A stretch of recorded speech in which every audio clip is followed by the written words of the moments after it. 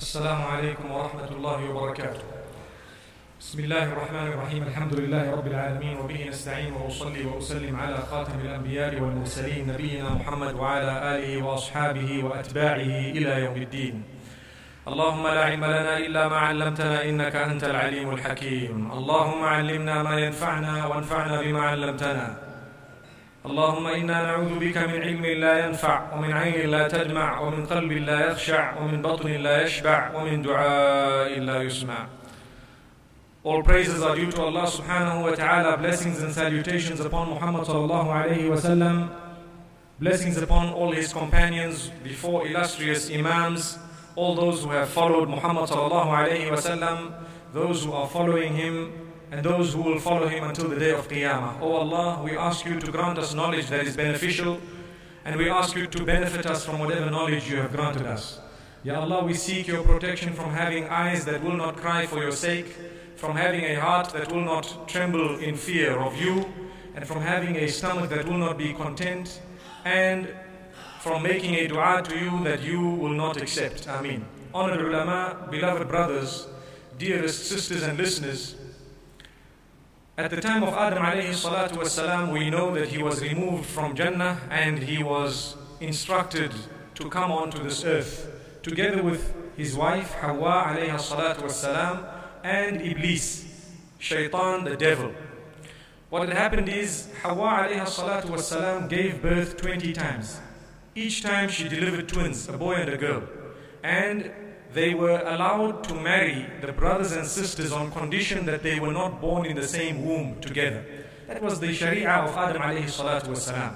There came a time when a crime was committed, when Qabil had killed Habil, or as the Old Testament makes mention, Cain killed Abel.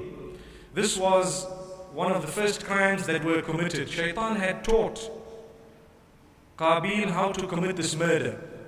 He did not know what it was to remove the life or to remove the soul of someone. But Shaitan had taught him. And once he committed this murder, he regretted. And he took his family members meaning he took his own wife and he ran away with the body of his brother. And the story is quite long. I'm not going to go into the details, but the minimum we can mention is he then buried his brother and he lived separately. He lived on land that was very flat, and Adam alayhi salam and them were very, very far away on land that was mountainous. What had happened is, after some time, Iblis returned to Qabil, and he came in the form or in the shape of a human being, a very handsome man. It is reported that Qabil and his family members who multiplied separately from Adam alayhi salatu wasalam, the men were not very good looking, but the women were very beautiful. And where Adam alayhi salatu wasalam was, Ibn Kathir rahimahullah makes mention in Al-Bidayah wal-Nihayah that it was the opposite. The men were very good looking and the women were not that grand. So what had happened is, Iblis came in the form of a human being and went to Qabil and pretended to be one of the people who was renegading from Adam alayhi salatu wasalam's group. At that time it was in the Sharia that was revealed to Adam alayhi salam after this crime that it was prohibited to mix with the group of Qabil. Prohibited. It was regarded as a major sin. That was in their Sharia. So when Shaitan came, the women who were with Qabil were very impressed by his looks. And no sooner did he request to join them than he was accepted. And he was told, no, you may join us. So what he did, he pretended to work there, he got a job by them, and he began to teach them filth. Part of this filth was that on a Saturday night, he gathered the people and he began to make sounds. For the first time in history, they heard different sounds. He clattered together little metal pieces, he clattered some wood with some other items, and he began to make a rhythm. And everyone was fascinated, men and women, and they called each other and they would gather around Iblis. This is the history of music and how it began. This is how Shaitan taught man how to involve and indulge in the beating of different items together in such a way that it then goes into a rhythm with your heartbeat, and thereafter it controls you in that manner. So Iblis alayhi la'natullah began to control these people. They were looking forward to it. He taught them zina. May Allah protect us all. He taught them music. He taught them to engage and indulge in intoxicants. All this was new to them, but they were taught at that time. May Allah subhanahu wa ta'ala save us. ironically, or should I say surprisingly, or should I even say not surprisingly, still on a Saturday night we find the same shaitan sucks in our children. It's amazing how the same night is used. May Allah subhanahu wa ta'ala save us and our offspring, and may Allah subhanahu wa ta'ala grant us the understanding. This is mentioned by Ibn Kathir rahimahullah. What had happened is, as time went, Adam alayhi salatu wasalam had left. Sheeth alayhi salam, who was another Nabi from amongst the children of Adam alayhi salam, in his revelations, in the instructions he had from Allah subhanahu wa ta'ala, music was prohibited and banned. And they were not allowed to even come close to the other people. May Allah subhanahu wa ta'ala grant us the comprehension that even to have company of those who have bad habits is a religious ill, which means it is regarded as something unacceptable in religion. May Allah subhanahu wa ta'ala grant us purity. The reason I mention this is at the time of Rasulullah sallallahu alayhi wa sallam, there were also a few other youngsters who had got together and they began to buy and sell not only musical instruments of a different sort, but even the young girls and slave girls who used to sing, and boys who were slaves who used to sing songs and entertain the people, also coincidentally on a Saturday night. May Allah subhanahu wa ta'ala really and truly save us and our children. And Allah subhanahu wa ta'ala revealed verses. وَمِنَ النَّاسِ مَنْ يَشْتَرِي لَهْوَ الْحَدِيثِ لِيُضِلَّ عَنْ سَبِيلِ اللَّهِ بِغَيْرِ عِلْمٍ وَيَتَّخِذَهَا هُزُوًا. Allah subhanahu wa ta'ala says, from amongst the people there are those who go out to buy musical instruments and these singers and the singing items in order to lead astray from the path of Allah subhanahu wa ta'ala. Allah subhanahu wa ta'ala says, for them is a severe punishment. وَإِذَا تُتْلَى عَلَيْهِ آيَاتُنَا وَلَّى مُسْتَكْبِرًا كَأَن لَّمْ يَسْمَعْهَا كَأَنَّ فِي أُذُنَيْهِ وَقْرًا. When the verses of Allah are read to such people, they turn away in arrogance out of pride. They don't want to hear. They are uninterested and disinterested, and as though their ears are plugged. Allah subhanahu wa ta'ala says, give them news of a severe punishment. Now, some argued, and up to today people argue that the prohibition of music is not in the Quran. My dear brothers and sisters and listeners, open any translation, if you do not understand the Arabic language, of Surah Luqman, verse number 6 and 7. Surah Luqman, verse number 6 and 7, you will see it loud and clear in front of your eyes, exactly what I've mentioned. May Allah subhanahu wa ta'ala protect us. When Abdullah ibn Abbas was asked, what is this verse referring to? He said, musical instruments and singing with music. When Abdullah ibn Mas'ud radiallahu anhu was asked, what is it referring to? He said the same. When Qatada radiallahu anhu was asked, he said not only that, it is referring to music and singing with musical instruments, and over and above that, I want to tell you, this is what Qatada radiallahu anhu is saying, I want to tell you that it is showing us that whoever fills their heart with this type of unacceptable filth, then there will be no place in their heart for the truth and justice to come in, because Allah says that such people who have allowed themselves to be filled with this, when the truth is told to them, they will turn away as though they have never heard it. And it happens. People who are involved in it will argue with you and they will say, where in the Quran is music prohibited? Show us. How come the Arabs play music? Why do they not know this? It is not right to justify one's misdeeds because others might be doing it. May Allah subhanahu wa ta'ala protect us from this. Similarly, Ikrimah, rahimahullah, when he was asked, he also said it is directly referring to music and musical instruments and singing with music. Sa'id ibn Jubayr said the same. Mujahid, rahimahullah, said the same. Makhul, rahimahullah, said the same. These people were great mufassirin, either from the Sahaba or from the Tabi'een. May Allah subhanahu wa ta'ala grant us the understanding. Amr ibn Shu'ayb was asked, he replied in the same way. May Allah subhanahu wa ta'ala grant us the understanding. And I'd like to mention something very, very serious. Abu Umama radiallahu anhu was a companion of Muhammad sallallahu alayhi wa sallam. When he was asked about this verse, he said, I recall words that were uttered by Muhammad sallallahu alayhi wa sallam.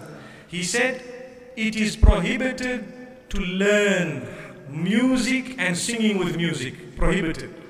And it is prohibited to sell it, and any money made from this type of items is haram. And this is what this verse was revealed in connection with, the verse that we just read, 6th verse of Surah Luqman. And he continued to say that Rasulullah sallallahu alayhi wasallam says, whenever a person raises his voice or her voice to sing along with musical instruments, Allah sends two shaitans, one on either of the shoulders of this person, and they begin to dance until this person remains silent. This hadith is reported by Ibn Majah, and it is reported by Imam Tirmidhi, Abu Isa at-Tirmidhi rahimahullah. May Allah subhanahu wa ta'ala grant us the understanding. For this reason, we should not be from amongst those who have plugs in their ears. When the verse is read to us, it's loud and clear. The Jumhurul Ummah, the ulama of the Ummah, have already told us that music is haram, musical instruments are haram, to sing along with music is haram, to sing haram words is haram, even if it is not with music. If the words are haram, that is also haram. May Allah subhanahu wa ta'ala make our hearts those hearts of the Sahaba that could surrender immediately to this. We heard the short history and brief history of how music came into existence at the time of Adam alayhi salatu wasalam. Shaitan used it to control people. The Sahaba radiallahu anhum said the same thing, that it will actually lead you astray from the words of Allah. And if you study, a person who is so engrossed in music, they will never taste the sweetness of deen until they begin to kick it out of their lives. The day they decide to start kicking it out, that is the day they will start replenishing it and refilling their heart with the sweetness of the Quran. And for this reason, it is an insult to the Quran when someone is listening to music as a Muslim. Sometimes they argue and they say, no, it soothes our heart.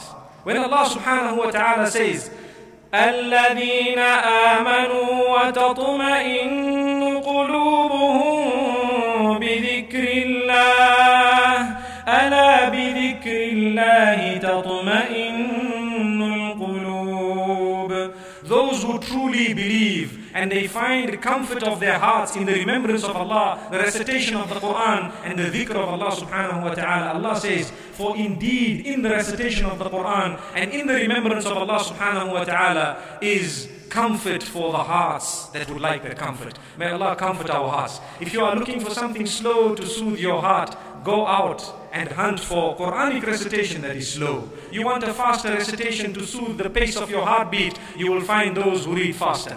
You want to find a sharp recitation, you will find those who read sharp. You want to find a very, very melodious, slow tone. Allah subhanahu wa ta'ala has granted us these verses of the Quran. For this reason, He says, those who listen to music, when the verses of the Quran are read to them, they will turn a blind eye. They will not even achieve the impact and effect that these verses are meant to be achieving. May Allah make us from amongst those who can surrender. And may Allah make us from amongst those whom in this great night of the month of Ramadan we can have the willpower to discard all the haram CDs we have, the haram cassettes we have, without trying to justify it by falling into the clutches of shaitan. There's no need to justify something that is clear and apparent in the Quran. Look at the Sahaba radiallahu anhum. When they were told something, what did they do? They immediately surrendered. That is why they were chosen as companions of Muhammad sallallahu alayhi wa sallam. Don't we want to join him?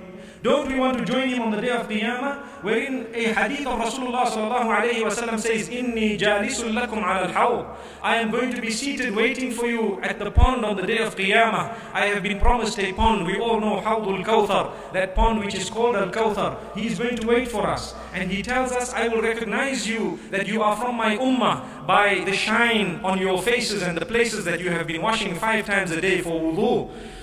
And as you are passing, I will call you out and say, oh Allah, this person is from me and from my ummah. And we will be called out, inshallah, and we will be taken to his pond by him, sallallahu alayhi wa sallam, and we will be made to drink from the pond. But he goes further than that, and he says, La tukhzuni, do not disgrace me on that day. What is the disgrace? The disgrace, he explains. أقول يا رب مني ومن أمتي فيقول لا أما شعرت ما فعلوا بعدك والله ما برحوا يرجعون على أعقابهم.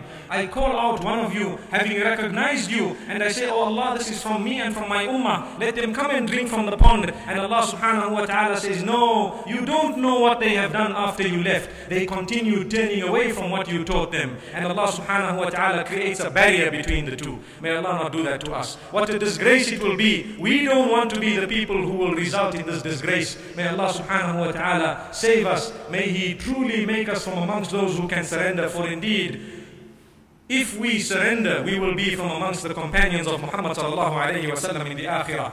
May Allah subhanahu wa ta'ala grant us the strength, and may He fill our hearts with the beauty of His word rather than these fabricated words that are unacceptable of the people of this world, that happen to be beautified by shaitan, yet the most beautiful of words, we turn them away. What type of hypocrisy is this? May Allah save us and protect us.